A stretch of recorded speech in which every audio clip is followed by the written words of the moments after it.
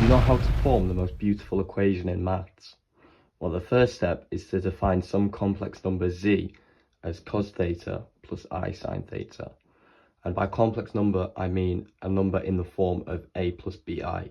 So a number with a real component and an imaginary component.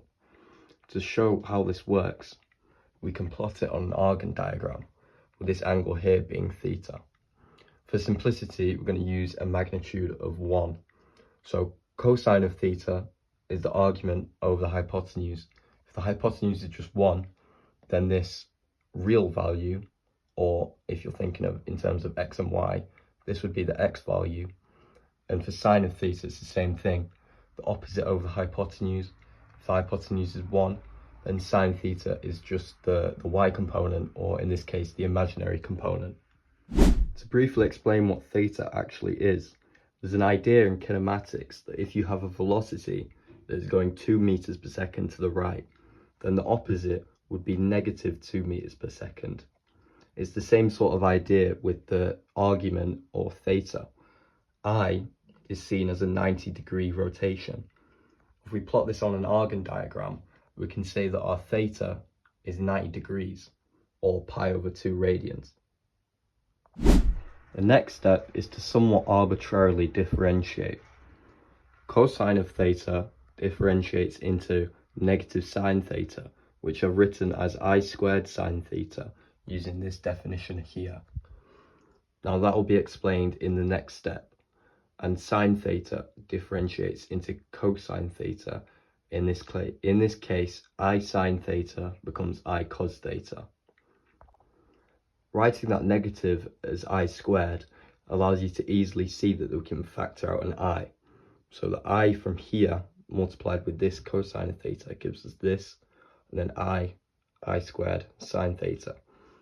But this is our original function, z. So we can write dz d theta as I times z.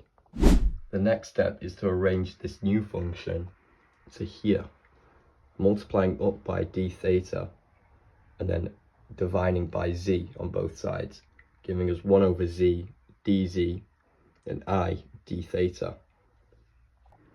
Now, because we differentiated in earlier steps, the next part is to integrate. Because differentiation is the opposite of integration, this is essentially going back up to our original function and reversing the differentiation.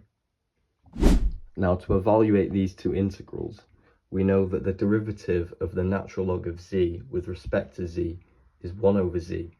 This means that the integral of 1 over z is the natural log of z plus c.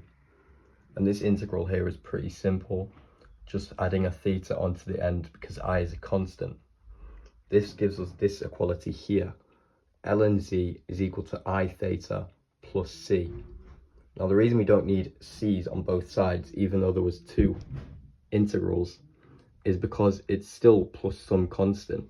Imagine there was a c here, we could take it from both sides and there would still be some random constant, which is basically what the c is saying. Now an argument you can make is because there is no constant in the original function, then we don't need this plus c here at all. But to show you more rigorously, I'm going to deal with it now. Now to find our c value, we can plug in 0 to our original function for theta. I've written this as f of theta just for simplicity. It's the equivalent of z. F of 0 is equal to 1 because cosine of 0 is 1 and I times sine of 0 is 0, so the I goes away. So then we know that when theta is equal to 0, z is equal to 1. We can then plug this into our new function to find our c value. Now that we know that z is equal to 1 when theta is equal to 0, plugging them back into the original function gives us the natural log of 1 is equal to I times 0 plus c. Now the natural log of 1 is always 0. In fact, any log of 1 is 0, except maybe log base 0 if you would be crazy enough to use that.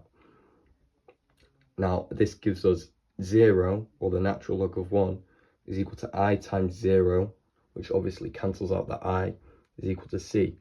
So we can say that 0 is equal to c, or c is 0. Now I'm sure you can see where this is going, but raising both sides to the power of e gives us e to the natural log of z is equal to e to the I theta. Now because natural logarithms and exponentials are the opposite of each other, these two essentially cancel out to give us z is equal to e to the I theta. Using our original definition of z equals cosine theta plus I sine theta, we can say that cos theta plus I sine theta is equal to e to the I theta. A cool byproduct of this happens when we plug in pi for theta. So cosine of pi is equal to -1, sine of pi is equal to 0. So the I cancels out, just giving us -1. This means we can rearrange to get e to the I pi plus 1 is equal to 0. This is known as Eulers identity and links all 5 important mathematical constants together.